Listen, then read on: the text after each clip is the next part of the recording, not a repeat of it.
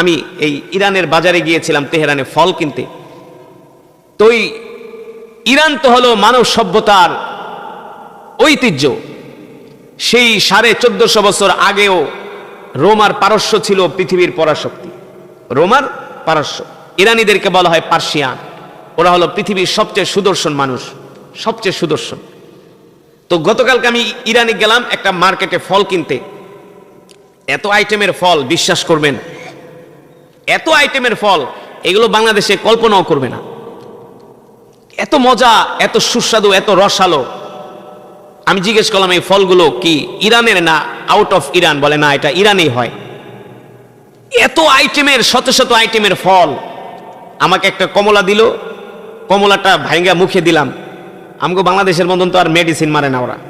বাংলাদেশ তো মেডিসিনে ওস্তাদ। যত 2 নম্বরই খাওয়ান সব বাংলাদেশি, যত বাটপাড়ার চিটার, যত 6 নম্বর সব হলো বাংলাদেশি। মানে এগুলারে ডাইরেক্ট গুলি করে মাইরা ফালানো উচিত। এত খাবারে ভেজাল দেয়। আমাদের দেশে এই যে এত রোগবালাই হওয়ার মূল কারণ হলো ভেজাল খাবার, আর কিচ্ছু না, আর কিচ্ছু না, সব ভেজাল। একটা ফল আমাকে দিল, আমি মুখে দিলাম, সুবহানাল্লাহ, এত মিষ্টি। আমরাও মালটা খাই, ওই দেশেও মালটা আছে, ওই দেশের মালটাটা কাটলে ভিতরে লাল টকটকে। আমি তো মিশরে ছিলাম, মিশরে পড়াশোনা করেছি, সেখানেও আমি অনেক ফল খেয়েছি, বাট ইরানেও আমি অনেক ফল দেখলাম। তো আল্লাহ তাআলা বলে তুই দুনিয়াতে আর কি খাবি? আমি তো আল্লাহ দুনিয়াতে হিসাবে কিছুই দেই নাই, জান্নাতে যে আমি আল্লাহ তোদের জন্য কত নিয়ামত বানায় রাখছি। সুবহানাল্লাহ বলেন।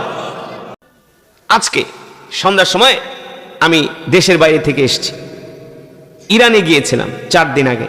ইরানের রাজধানী তেহরানে আমার একটা আন্তর্জাতিক প্রোগ্রাম ছিল, সে দেশের রাষ্ট্রীয় প্রোগ্রাম।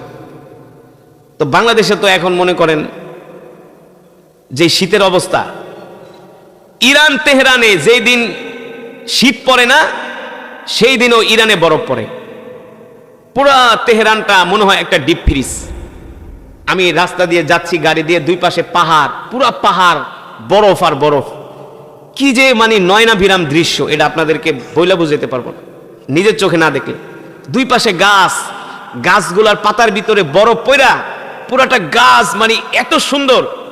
ও আল্লাহ, আমি ভিডিও করে নিয়ে আসছি, আপনাদেরকে বুঝাইতে পারবো না।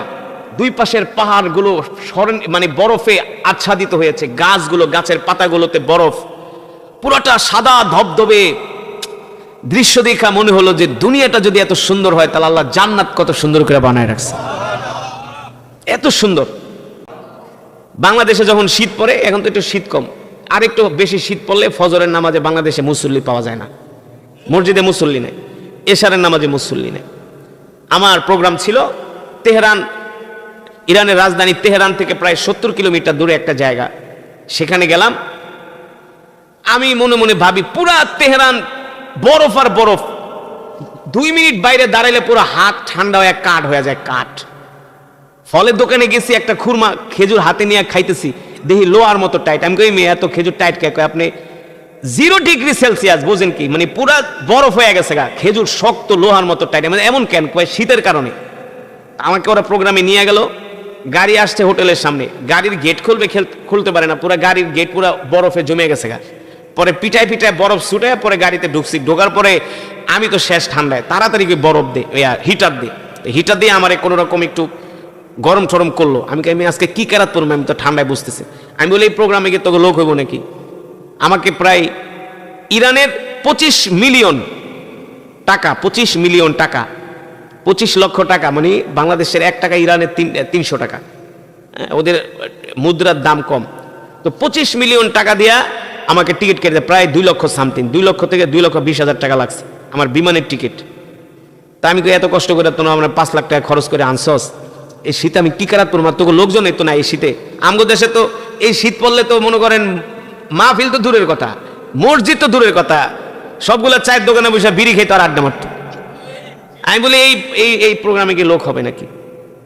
আল্লাহি, বিশ্বাস করেন, বিশ্বাস করেন, আমি আপনাদেরকে আসলে কি বলবো, মানে আমরা বাংলাদেশের মানুষ ধর্মকর্মে এত পিছায়া।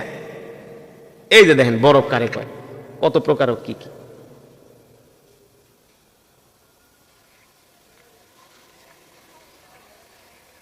পুরোটা বরফ, স্থ হয়ে রয়েছে, আপনি পাড়া দিলে একবারে মানে হাঁটু পর্যন্ত গেড়ে যাবে বরফে, দেখছেন?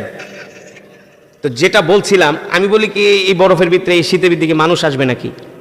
প্রোগ্রামে যাওয়ার পরে হাজার হাজার এই ছোট ছোট বাচ্চারা বোরকা পরা, ইরানি মহিলারা বোরকা পরে, ছেলে মেয়ে গাড়ি ভৈরা ভৈরা এই বরফের ভিতরে শীতের ভিতরে আইসা কোরআনের মাহফিলে অ্যাটেন্ড করতেছে, হাজার হাজার।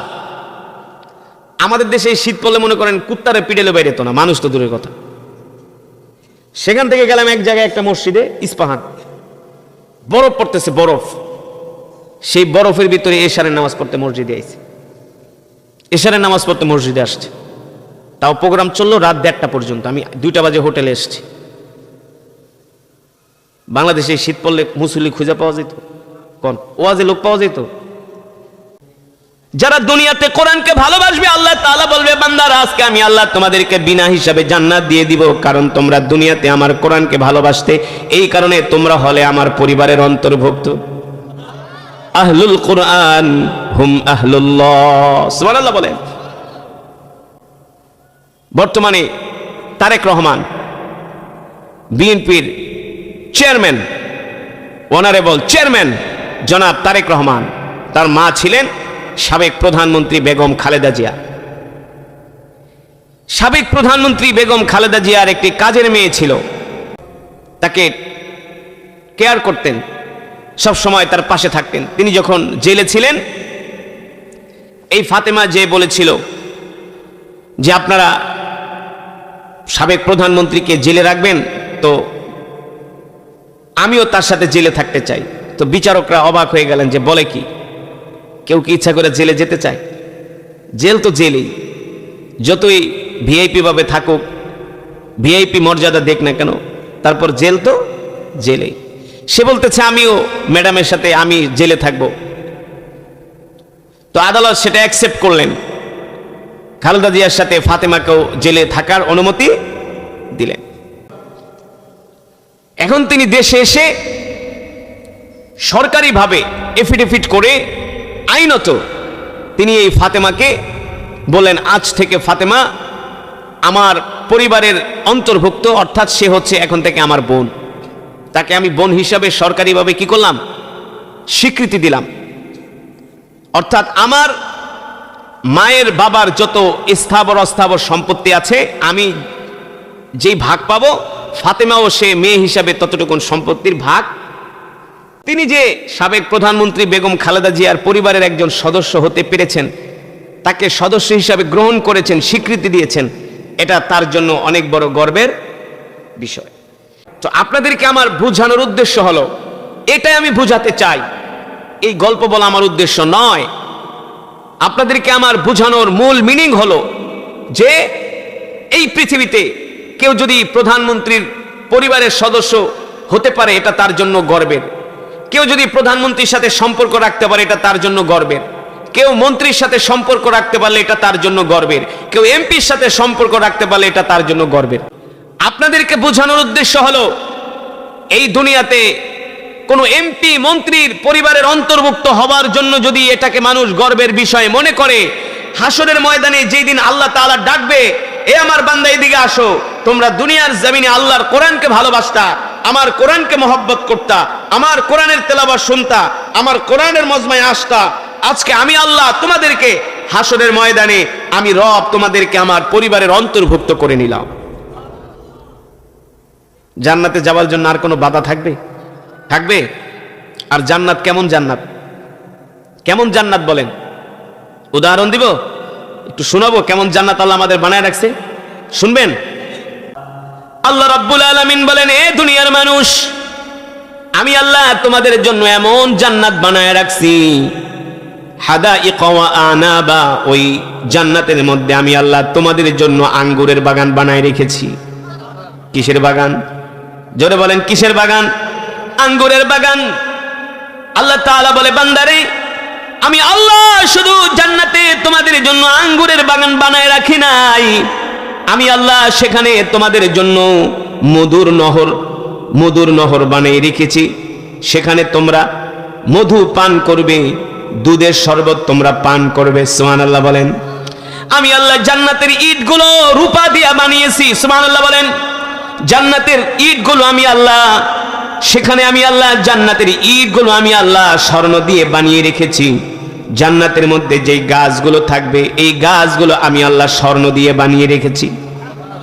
জান্নাতের গাছ হবে স্বর্ণের গাছ, জান্নাতের সমস্ত আসবাবপত্র হবে স্বর্ণের, সুবহানাল্লাহ বলেন। জান্নাতের ভিতরে থাকবে নদী নালা ঝর্ণা প্রবাহিত নদী, দুই পাশে থাকবে ফলের বাগান, সেখানে জান্নাতীরা ঘুরবে আর তারা ফল খাবে, সুবহানাল্লাহ বলেন। আল্লাহ তাআলা বলেন ওয়াহুরুন ঈনুন কামসালিল লুলুইল মাকনুন জাযাআম বিমা কানু ইয়ামালুন। আমি আল্লাহ জান্নাতের মধ্যে তোমাদের জন্য হুর বানিয়ে রেখেছি, এমন হুর, এত সুন্দর হুর, এক একটা হুরের বয়স হবে 18 বছর, সুবহানাল্লাহ বলেন। আর এক একজন জান্নাতি পুরুষের বয়স হবে 25 বছর। জান্নাতে কোনো বৃদ্ধ মানুষ যাবে না, সুবহানাল্লাহ বলেন। আল্লাহ নবী একদিন এক বৃদ্ধকে ডাক দিয়া বলে, বৃদ্ধ এদিকে আসো। বৃদ্ধ, তুমি তো জান্নাতে যাবা না। বৃদ্ধ তো কান্না করে দিছে। আল্লাহ রাসূল বলেন, লিমা তাবকি ইয়া শাইখুন কাবীর, এ বৃদ্ধ তুমি কান্না করো কেন? বৃদ্ধ বলে, ওগো আল্লাহ রাসূল, আমি জান্নাতে যদি না যাই তাহলে তো আমি আপনাকেও দেখতে পারবো না, তাহলে তো আমার জীবন বৃথা। আল্লাহ রাসূল বলে, তুমি কেঁদো না, কেঁদো না, আল্লাহ তোমাকে জান্নাত ঠিকই দিবে, কিন্তু জান্নাতে যাওয়ার আগে আল্লাহ তাআলা তোমাকে সমুদ্রের ভিতরে জান্নাতের নদীর মধ্যে নহরের মধ্যে গোসল করাবে, আর গোসলের সাথে সাথে তুমি বৃদ্ধ থেকে 25 বছরের টকবকে যুবক হয়ে যাবে। জান্নাতে যে আসবাবপত্রগুলো ব্যবহার করবেন সেগুলো হবে স্বর্ণের, সেগুলো হবে, জোরে বলেন। পৃথিবীর কোন রাজা বাদশারাও তো স্বর্ণের জিনিস আসবাবপত্র ব্যবহার করতে পারে। জান্নাতে চুল আশ্রাবেন সেটাও হবে স্বর্ণের। বিশ্বাস হয় না? বিশ্বাস হয় না? বিশ্বাস না হলে কিন্তু ঈমান থাকবে না। সাবধান, আল্লাহর কোরআন বলছে, আমি বলি না। ওয়ালাকুম ফিহা মা তাশতাহি আনফুসুকুম ওয়ালাকুম ফিহা মা তাদউন নুজুলাম মিন গফুরির রহিম। আল্লাহ তাআলা বলে, জান্নাতে তুমি যা চাইবা, যা আকাঙ্ক্ষা করবা, আমি আল্লাহ তাই তোমার সামনে হাজির করে দেব। কত সুন্দর যে জান্নাত হবে, সুবহানাল্লাহ বলেন।